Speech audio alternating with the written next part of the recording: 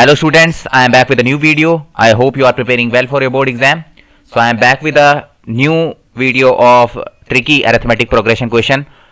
And this is a very important question which will allow you to increase your cognition level. And before starting the video, I want you all to tell me how did you find my previous videos. You haven't done any comment on that, and you are also not liking my video. I would like that if you will like my video, I'll be motivated and prepare a very best lectures for you.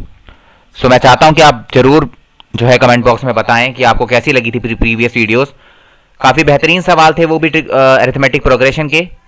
तो please comment box में ज़रूर बताएं कि कैसी लग रही है आपको वीडियोस और आपको कौन कौन से चैप्टर की और वीडियोस चाहिए. तो इस क्वेश्चन को स्टार्ट करते हैं बच्चे. ये भी एक बहुत ही बेहतरीन सवाल है अरिथमेटिक प्रोग्रेशन का. क्वेश्चन क्या कह रहा है बच्चे? If a raise to the power n plus one plus b raise to the power n plus one upon a raise to the power n plus b raise to the power n is the arithmetic mean between a and b, then find the value of a. So this question is asking you the value of a n. This question is asking you the value of n. So you have to find the value of n. तो हमें value of n निकालनी है, पर उसके लिए मुझे given piece of information क्या है? The given piece of information which is given in the question is that this term which is written here, the given which is written here, a raised to the power n plus 1 plus b raised to the power n plus 1 upon a raised to the power n plus b raised to the power n is the arithmetic mean between a and b. And do you know the formula of arithmetic mean between a and b? अगर मैं दो terms की बात कर रहा हूं, उनके बीच का जो अरिथमेटिक मीन होता है, आपको पता होगा उन दोनों का सम.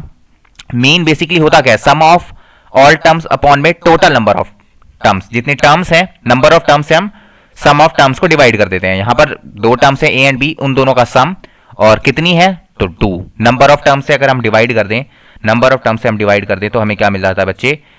नंबर ऑफ टर्म्स का पता लग जाता है, मतलब अरिथमेटिक मीन का पता लग जाता है. तो बेसिकली हम जैसे क्वेश्चन बोल रहा है वैसे चलने की कोशिश करते हैं. इसका मतलब यह है कि इक्वल है इसके. सो बेसिकली क्वेश्चन कह रहा है कि a raise to the power n plus one plus b raise to the power n plus one upon a raise to the power n and plus b raise to the power n is means equal. Equal है arithmetic mean के. Arithmetic mean यानी दोनों का सम divided by 2. ये आपका क्या हो जाएगा बच्चे? Arithmetic mean. यहां से मुझे कैसे ना कैसे करके n की वैल्यू निकालनी है. तो यहां से तो मुझे कुछ दिख नहीं रहा, तो मैं क्या करता हूं बच्चे, इसको जो है क्रॉस मल्टीप्लाई कर देता हूं.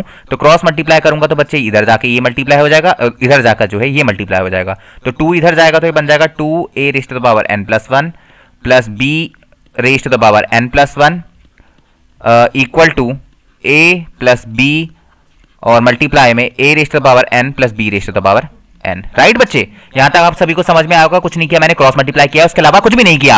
और अपनी एनर्जी को बनाकर रखें और मेरे साथ जो है आगे चलते जाएं. क्वेश्चन को किस तरीके से सॉल्व किया जाएगा. तो 2 को आप मल्टीप्लाई कर देते हैं अंदर, इसके अलावा कोई भी तरीका मुझे नजर नहीं आ रहा है. तो आराम से बिल्कुल यहाँ पर 2 को अगर मैं अंदर मल्टीप्लाई करता हूँ, 2 मल्टीप्लाई हो जाएगा a raise to the power n plus one, इधर 2 मल्टीप्लाई होगा 2 b raise to the power n plus one equal to यहां पर अगर a, अब मैं बारी बारी जो है इसको इससे मल्टीप्लाई करूंगा पहले, फिर a को इससे मल्टीप्लाई करूंगा, तो ये बन जाएगा a multiply a raise to the power n plus a multiply b raise to the power n plus फिर b जो है इससे जाके मल्टीप्लाई होगा, तो b multiply a raise to the power n plus b multiply b raise to the power n. ठीक है बच्चे, यहां तक सबको समझ में आया. फिर इसको मैं जो है जैसा चल रहा था वैसे कैरी फॉरवर्ड करते हैं.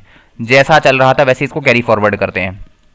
तो यहां पर अब देखिए बच्चे, इसकी पावर 1 है तो बेस सेम है, बेस सेम है तो पावर क्या हो जाएगी बच्चे? ऐड हो जाएगी. तो यहां पर जो इसका एक्सपोनेंट है वो ऐड हो जाएंगे.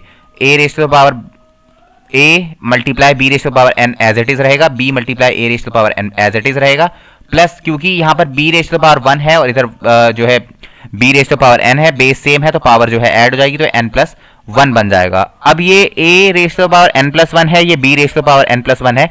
इसको एक तरफ लेके चले जाते हैं तो ये बन जाएगा, क्योंकि इधर भी जो है a raise to the power n plus 2 multiply a raise to the power n plus 1 है, इधर 2 multiply b raise to the power n plus 1 है. तो एक तरफ रखूंगा तो ज्यादा बेटर लगेगा, ज्यादा अच्छा भी दिखेगा.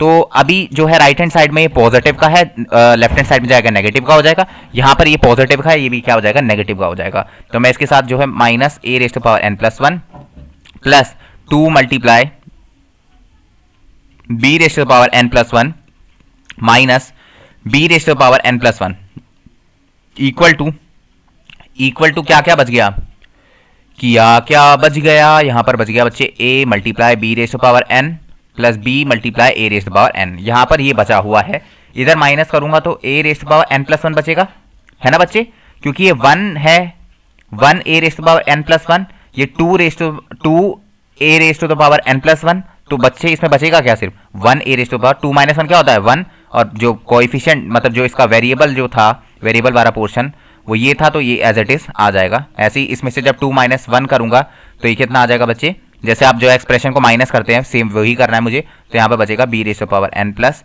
1 equal to a multiply b raise to power n plus b multiply a raise to power n। यहाँ तक समझ में आया सबको बच्चों? यहाँ तक हमने कुछ भी नहीं किया, जैसा चल रहा था वैसे हमने चलने दिया। अब कैसे निकाले सर, अब तो समझ ही नहीं आ रहा, अब तो a raise to power n plus 1 अलग हो गया, ये अलग हो गया, अब क्या करें क्या करें क्या करें क्या करें। तो मेरे दिमाग में आया कि अगर मुझे कुछ समझ नहीं आ रहा तो मैं क्या करता हूँ, एक तरफ ले आता हूँ सबको। तो मैं इसको एक तरफ लेके आऊंगा तो ये बनेगा a raise to power n plus 1 plus b raise to power n plus 1। और अगर मैं इसको एक तरफ ले आए तो ये माइनस, क्योंकि यहाँ प्लस का है तो इधर आके माइनस का हो जाएगा, तो ये बन जाएगा कुछ इस तरीके से, दोनों टर्म्स जो है नेगेटिव हो जाएंगे और इधर बच जाएगा 0। पर इससे मुझे बेनिफिट क्या होगा, तो ध्यान से देखना बच्चे, इसके ऊपर n प्लस 1 बैठा हुआ है और इसमें a raise to power n बैठा हुआ है। अगर मैं इसको एक साथ लिखूं तो ये बनेगा a raise to power n plus 1 minus b raise to power b multiply a raise to power n, और इसको एक साथ लिखूंगा तो ये बनेगा b raise to power n plus 1 minus a multiply b raise to power n equal to 0। अगर मैं गौर से देखूं तो मैं क्या इसको थोड़ा सा स्प्लिट करके लिख सकता हूं सर? आप इसको लिख सकते हो a raise to power n multiply a raise to power 1, क्योंकि जब ये बेस सेम है पावर जो है ऐड हो जाएगी तो वापस से मुझे यही एक्सप्रेशन मिल जाएगा, और इससे मुझे बेनिफिट ये होगा सेम वे में मैं यहाँ इसको b raise to power n multiply b raise to power 1 minus a multiply b raise to power n equal to 0। तो यहाँ से मुझे देखो इसमें भी बेनिफिट होगा, इसमें भी बेनिफिट होगा। मैंने ब्रेक करके क्यों लिखा, क्योंकि यहाँ पर भी a raise to power n है और यहाँ पर भी a raise to power n है, तो यहाँ पर a raise to power n common आ जाएगा और अंदर बचेगा a माइनस b। राइट बच्चे, अब यहाँ पर अगर मैं गौर से देखूं तो यहाँ से अगर मैं माइनस का b raise to power n बाहर निकालता हूँ, माइनस का b raise to power n बाहर निकालता हूँ तो बचेगा माइनस का b raise to power n, और अंदर बचेगा इसका a और माइनस का b। राइट बच्चे, माइनस का b इक्वल टू 0। सिर्फ माइनस का b raise to power n बाहर निकाला, तो अगर मैं माइनस का b raise to power n बाहर निकालूंगा तो b किसका हो जाएगा, नेगेटिव का, ताकि नेगेटिव नेगेटिव क्या हो जाए पॉजिटिव, और ये नेगेटिव यहां से अगर बाहर निकलता है तो नेगेटिव तो बाहर निकल ही गया तो पॉजिटिव रहेगा। अब मेरे पास जो है ये दोनों आ गए। अब मेरे पास एक्सप्रेशन ये है a raise to the power n minus b raise to the power n, bracket same है तो मैं इसको ऐसे कॉमन ले सकता हूं, यानी मैंने a माइनस b को बेसिकली कॉमन ले लिया। ये तो मेरे किसी काम का नहीं है क्योंकि इसमें तो n इंक्लूडेड ही नहीं है, तो मेरे पास काम का कौन है ये, तो मैं इसका यूज करूंगा। तो sir a raise to the power n minus b raise to the power n equal to 0 लिख दिया आपने। सर इसका यूज कैसे करें, अब हमें तो n की वैल्यू निकालनी, कैसे निकाले, कुछ समझ ही नहीं आ रहा। तो गौर से देखना बच्चे, क्या मैं इसको ऐसे लिख सकता हूँ a raise to the power n equal to b raise to the power n, जो आपका लेफ्ट हैंड साइड में नेगेटिव था अगर मैं इसको राइट हैंड साइड में भेज दूं तो पॉजिटिव हो जाएगा। और फिर मैं इसको अगर a raise to the power n upon में b raise to the power n लिख सकता हूं इक्वल टू 1। भाई मैं इसको डिवाइड भी तो कर सकता हूं ना b raise to the power n से दोनों साइड। मैंने क्या किया यहाँ पर b raise to the power से n से जो है दोनों साइड डिवाइड कर दिया। अगर मैं a अपॉन में n अपॉन b अपॉन में n equal to b upon में n अपॉन में b अपॉन में n कर दूं तो ये तो कट के 1 हो जाएगा, और ये मेरे पास आ जाएगा a raise to the power n upon में b raise to the power n equal to 1। और आपने आइडेंटिटी एक पढ़ी होगी कि अगर a अपॉन में b आपके पास कुछ लिखा है या a raise to power n upon में b raise to power n लिखा है, तो बेस सेम भले ही ना हो, अगर एक्सपोनेंट सेम हो जाए तो मैं एक्सपोनेंट को ऊपर लिख सकता हूं और ये बन जाएगा आपका 1। पर सर इससे भी n नहीं मिला, तो अब मैं गौर से देखता हूं कि 1 कब आ सकता है मेरे पास।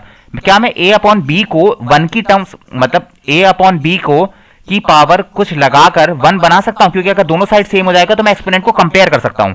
तो मैं कंपेयर कैसे कर सकता हूं, मुझे पता है a raise to the power 0 जो है 1 होता है, और अगर मैं a अपॉन b की पावर भी किसी की पावर भी अगर मैं 0 कर दूं तो मेरे को आंसर क्या मिलेगा, 1 मिलेगा। अगर मैं 1 की जगह a अपॉन b की पावर 0 लिख दूं, एक्सपोनेंट 0 लिख दूं, तो यहां से बेस सेम है तो मैं कंपैरिजन कर सकता हूं। n की जगह क्या लिखा हुआ है 0, सो n की वैल्यू क्या हो जाएगी सर 0 हो जाएगी। इस तरीके से ये अरिथमेटिक प्रोग्रेशन का बेहतरीन सवाल किया जा सकता था। इसके अलावा इसको करने का कोई भी बेहतरीन तरीका नहीं हो सकता। तो ये था अरिथमेटिक प्रोग्रेशन का बेहतरीन सवाल, और आपको आई होप ये वीडियो अच्छी लगी होगी। मिलते हैं फिर अगली वीडियो में एक नए सवाल के साथ। तब तक के लिए बाय बाय, टाटा, और जरूर कमेंट बॉक्स में बताएं कि आपको ये वीडियो कैसी लगी, और जरूर से फीडबैक दीजिए बच्चों, तभी मेरे को मोटिवेशन मिलेगा नेक्स्ट वीडियो बनाने का। बहुत बहुत धन्यवाद।